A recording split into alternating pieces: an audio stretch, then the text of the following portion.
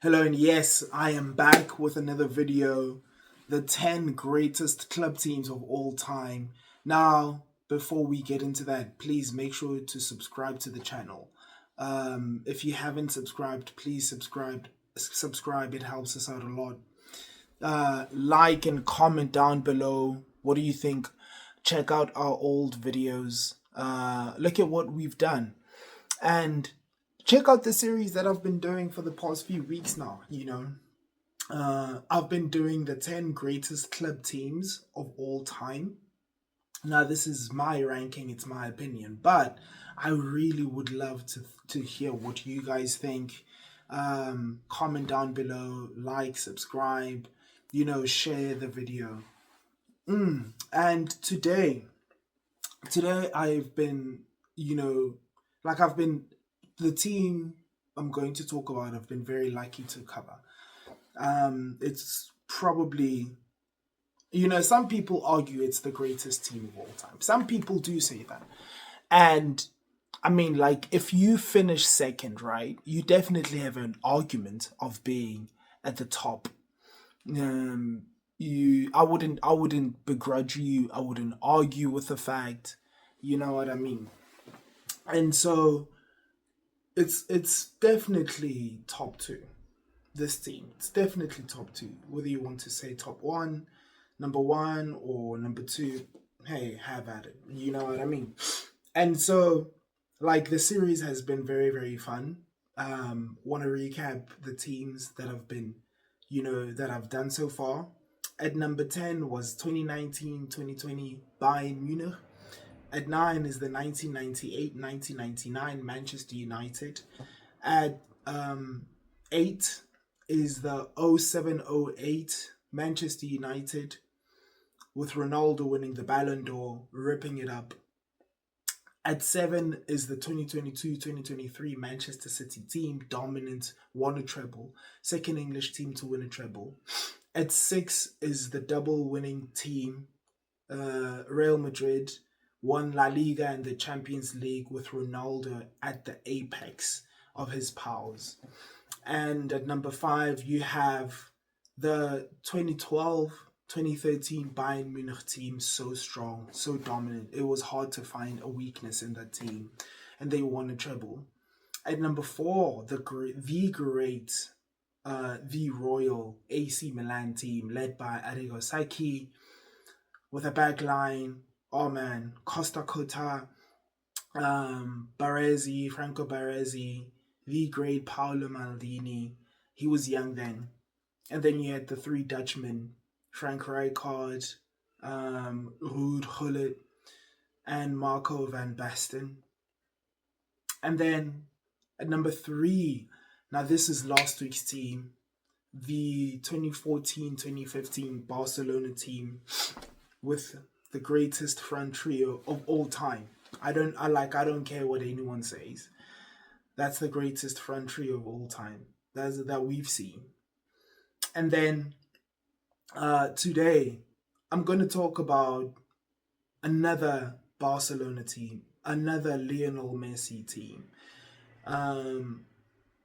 And like, this team, in my opinion, is so great for so many reasons. And I'm going to be talking about them, those reasons right now. Now, I feel like this Barcelona team, the 2008-2009 Barcelona team, are probably the most influential team of all time. Probably the most influential team ever. They influenced so much. They influenced goalkeepers playing out from the back, centre backs playing out from the back. They influenced the possession style of football that we see running today's football. And like, it's hard to argue their influence. It's hard to argue how great they were and the influence they had, not just, for a certain country or in their own club, but like in football, in football around the world. They influenced teams to try and play like they did. They influenced teams in lower leagues to play like they did. academies to play like they did. They are probably the most influential team of all time. Now, before we get into like the influence and everything else, like I wanted to talk about the trophies that they won. Like they won a treble, and it doesn't get bigger than that. Like not many teams have won a treble, and I know I've spoken about other teams that have won a treble, and it's awesome. And for all the teams that have won a treble, this is how big it is. Like Real Madrid, who are probably considered the biggest team in football, have never won a treble in their history. And so that's how big it is. So this this team was also very important because they won a treble, and it was the beginning of the Barcelona dynasty, probably the greatest dynasty of all time. And it started then because they won the Champions League. They beat Manchester United in the final, the famous final, where they schooled Manchester United. If Alex Ferguson, Cristiano Ronaldo was in that team, Paul Scholes, it was still it not even like if I say still, right, it makes it seem like they were at the tail end. No. Like that was Manchester United as one of their greatest teams.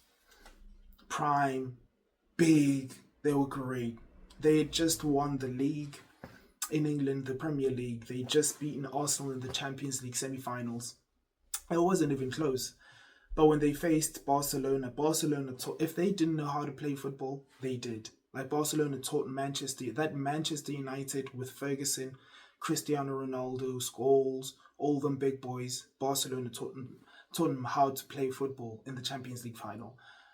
I mean, we also Samuel Eto'o opened up the scoring, and if you look at the game, right, like it started off a little bit slow for Barcelona because Manchester United were dominant. They were running, they were creating chances, they were taking shots. I think in the first 10 minutes, Ronaldo had like 3 shots at goal. A free kick outside the box, twice outside the box. A volley, and he tried this outrageous like long range shot. And Barcelona after 10 minutes said, okay, let's settle down, let's take control of this game. And they just passed it around. They passed it around. Put Manchester United under pressure.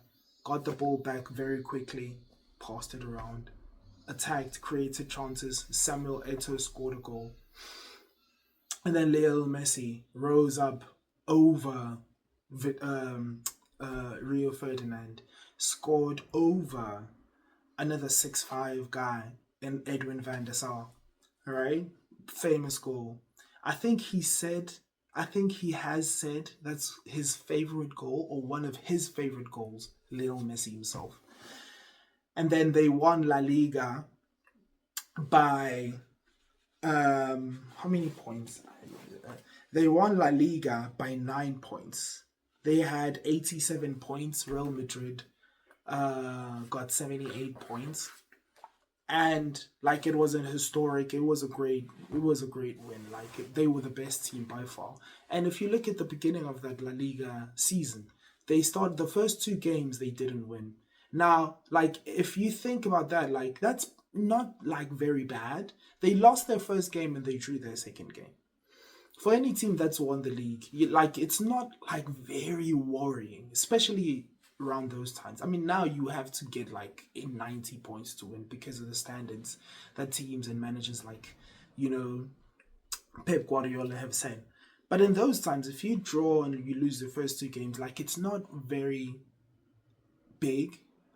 But because Pep Guardiola was a new manager and that was a new kind of team, that was a new Barcelona team, people were worried, like, okay, did we get the right guy? Did we make the right decisions letting Ronaldinho go, Deco go? All those questions start to come and all that pressure. But they handled it and they won La Liga really well. They won the Copa del Rey. They beat Athletic Bilbao 4-1, which was to happen again in 2015 when they beat Athletic Bilbao again in the Copa del Rey final. Now, the players, historic players, like I don't know how I can do justice by just talking about these players, but the players that Barcelona had, right? Awesome players, all time great players. Like you start with Henri and Eto'o, all time great strikers. They're probably in everyone's top 20 strikers of all time, maybe. You know what I mean? Um, you have the greatest you have the greatest midfield duo, Xavi and Iniesta, which then became the greatest midfield trio because that season you had Sergio Busquets coming in as well. You had Carlos Puyol with his leadership and Gerard Piqué with his ball playing ability coming in. Dani Alves, that was Dani Alves' first season when he came from Sevilla, and he was awesome. He became, from that season on, from that point on, he became one of the greatest fullbacks we've ever seen. Maybe the greatest right back ever. And like, if you look at the players that I'm talking about, they weren't great the season before. But Pep Guardiola also came in, who, in my opinion, I think Pep Guardiola is the greatest manager of all time. All respects, of course, to Sir Alex Ferguson and everyone else that came before him. And all those guys, they were awesome as well. But I think Pep Guardiola is the greatest manager of all time. And he might also be the most influential manager of all time. Now, I know there's Johan Cruyff, and Johan Cruyff's ideas influenced Ajax, they influenced Barcelona, they influenced the Netherlands. But if you're talking about Pep Guardiola, he influenced not just a few teams, he influenced like his style of play, his ideas, the entirety of world football. Now, like as I was saying earlier, now you find teams playing out from the back. You can't get by if you're a centre back and you can't pass from the back. You know what I mean? And that's all because of Pep Guardiola. Now, and then you had the greatest player of all time coming into his own now. Lionel Messi in a Ballon d'Or year. He scored 38 goals and dished out 17 assists in all competitions for Barcelona. I don't know if you've been listening, but did you hear what I just said? The greatest player of all time, Lionel Messi, with the greatest manager, I think, of all time, Pep Guardiola, the greatest midfield trio of all time, Iniesta, Xavi, Busquets. You had Dani Alves, maybe the greatest right back, one of the greatest fullbacks of all time, and all that just came together. It was the perfect storm. Like, it could not have been more perfect than that. You know what I mean? And like, looking back, 2020 hindsight, people like kind of like they try to talk that down and say, oh, Messi had this and that and had Pep and that midfield. And Pep isn't a great manager because he had these players. But if you look back, the Barcelona of the previous season was awful, bro. They had 67 points in La Liga. Villarreal finished above them. They finished third in La Liga. They were knocked out in the Champions. I know they finished in the semi-finals of the Champions League, but they were awful. Like, you can't tell me they were good. They were bad. And you could see players like Deco and Ronaldinho on their last legs. And Messi, like, he was already great at the time, but he wasn't, no one was saying this kid was going to be the greatest player of all time. You know what I mean? And he became that.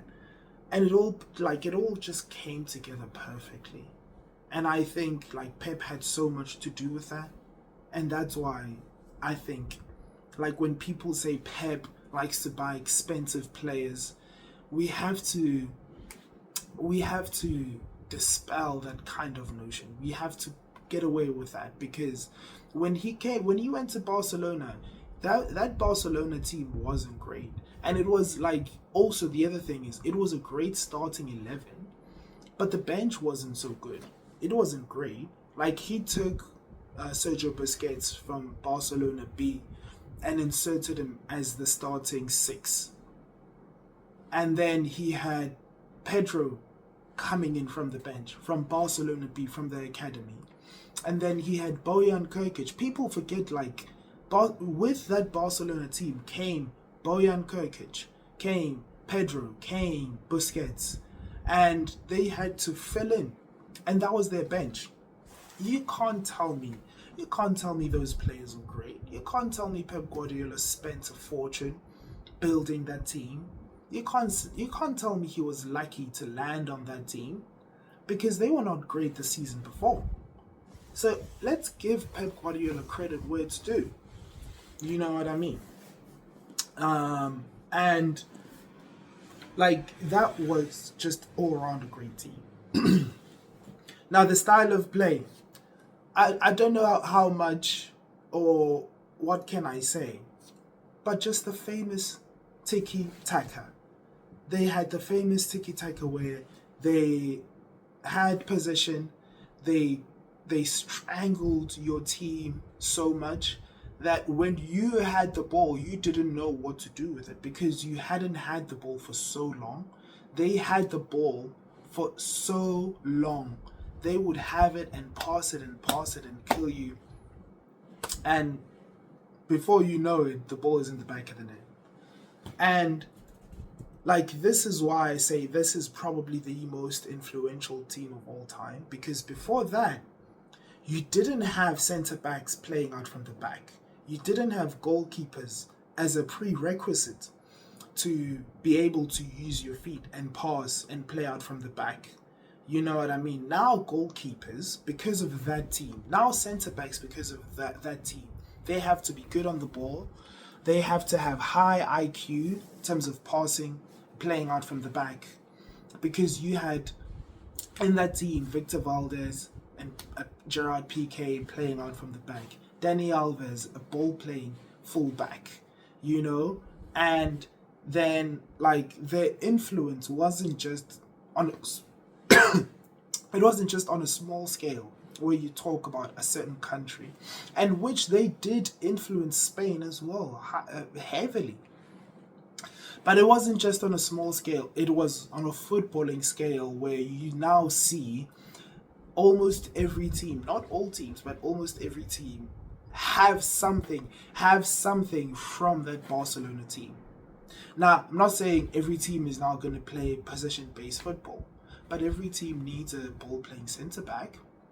Every team wants a ball-playing goalkeeper. You know what I mean? Like, now teams are playing, there's something that you see in every team because of that Barcelona side. You know, and that's why I feel like they're the most influential team of all time. Also, the other thing is, I've never seen a team beat, like a big team, beat other big teams like that. You know what I mean? Like, they beat Bayern Munich 4-0 in the Champions League final. I was like, that is insane. I mean, we've seen it before. Of course we have. Of course we've seen big teams beat other big teams before, right? Before that. But the regularity they would do it, and not just like that was the beginning, of course. Like, that was the beginning of that Barcelona dynasty. But the regularity they did it, even after that season, you know, I don't know any big team that faced Barcelona that didn't get hands put on them. You know what I mean? Like, they got their ass cheeks beat in because of the Barcelona team. Like, Arsenal got beat, you know, Real Madrid got beat 6-2 at the Bernabeu. I'd never seen anything like that before. Like, if you watch the game, I'd never seen a game like that before. I was shocked. Bro. Beating Bayern Munich, teams like AC Milan. AC Milan was great back then. Beat them. Real Madrid, beat them. You know, every team, United, beat them. And sometimes the score would be like in the Champions League final, right? 2-0 to Barcelona. But if you watch the game, Man United were not close. It wasn't close. It was a proper I'll teach you football thing. it was not close. A beating, bro. And like that's the kind of style, that's the kind of thing, that's the kind of dominance you talk about when you think of that Barcelona team, 08, 09, and that's why they're second for me. They could have easily been number one. You know what I mean? And they as I just mentioned, in the big games, they would turn up. Messi would turn up, beating Real Madrid 6-2 at the Bernabeu. Henry scored 2 goals. PK scored 1. Messi scored 2. I think Eto score? Not so sure if Eto scored that game. But can you imagine? Oh, Puyol scored. PK scored, both centre backs scored. Henry scored 2, Messi scored 2. How embarrassing is that for Real Madrid? Because they just won the title before, right? The year before. And Real Madrid and Barcelona came to their house, put their feet up with muddy shoes, put their feet up, sat on Real Madrid's main chair, and they said to Real Madrid, bring me a sandwich, give me the remote, give me something to drink as well. I'm going to take over your house. And they won 6-2. Beating Bayern 4-0. That was huge. And also the other huge game, of course they didn't win. And also it was very controversial. But if they didn't win, if Andres Iniesta doesn't score that goal at Stamford Bridge, we could have been talking about a really serious situation. They probably would be, it wouldn't have been this kind of talk about that team. You know what I mean? Because they were losing 1-0 and they were about to be knocked out the Champions League by Chelsea. And a big goal. They didn't play well that game. No one played excellently. They just played their normal game, possession based, but they weren't troubling Chelsea. And they won. Well, they drew, but they advanced to the next round. And the degree of difficulty would, the first thing that you think of before you mention the route towards them winning all those trophies is just how the season started. Hiring Pep Guardiola with no experience of first team football as a manager. You know what I mean? And of course he's a Barcelona boy. He came through La Masia, the academy, the famous academy. He was the Barcelona B coach, but managing the first team is a totally different story. And how nervous was Barcelona hiring a relatively unknown manager? He was known as a player, but as a manager, he was unknown. And there's a famous story of the president at the time. What's his name again? Juan Laporta. He said, when I hired Pep came to me and said, we're going to win everything. We're going to win everything. He wasn't lying. They won everything. And probably as the greatest team that we've ever seen. You know what I mean? First time head coach. And he was bold. He came with big balls, bro. Hanging, sagging. And he said, Deco, your influence is not good for Barcelona, especially for Lionel Messi. Out the door. Ronaldinho, you're close to Messi. Your influence is not that great, and we don't need that at Barcelona. Out the back door. That was Ronaldinho, bro. That was Ronaldinho. You could make an argument till that point, Ronaldinho was the greatest Barcelona player in history. You could make an argument that at that point, Ronaldinho was their greatest player of all time. And he said, nah, we can do this without you. I don't want you around Lionel Messi. And I'm going to take your number 10 shirt and give it to him. That's the degree of difficulty first before you think of anything else. You know what I mean? The pressure on Pep the pressure on Messi now being the main O at Barcelona, and then giving the responsibility to players like Xavi and Iniesta, who, like, to that point, they were great, but I don't think they were main O's. They were main guys, you know?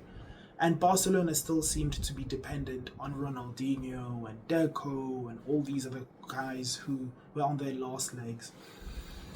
That's the degree of difficulty I'm talking about. Before I start talking about, like, you know, them going through great teams like Bayern Munich in the Champions League. Barcelona went through Lyon. Don't sleep on Lyon. Like, Lyon back then were a big team. And you look at them now and all the troubles that they're going through.